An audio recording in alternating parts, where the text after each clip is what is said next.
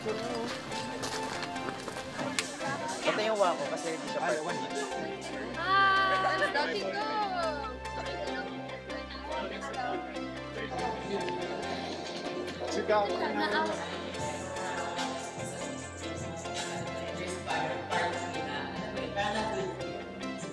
Sobrang happy ako kasi start nung na-qualify po ako sa Paris Olympics, mas nakilala na yung sports namin na hindi pa dati napapansin.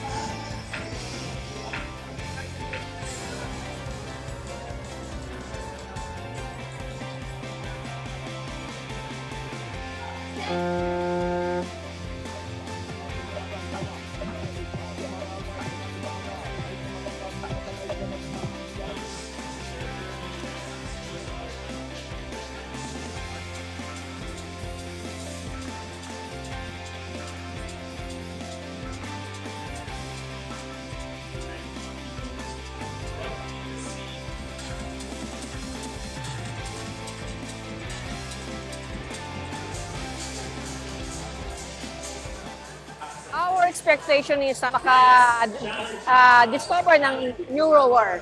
Kasi yun lang kasi yung ating national team, so kailangan namin dagdagan. Then this coming next year nga, kasi malapit na yung SEA Games, December. So yun, sana hopefully maka-discover kami dito.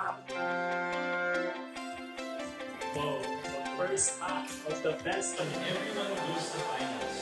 So it is up to the athletes. Almost halfway. Just past.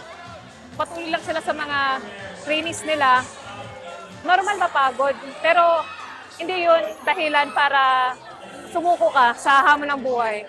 Kung ano man po yung marating nila, maging humble lang sila and huwag makalimot sa family and yung saan nang galing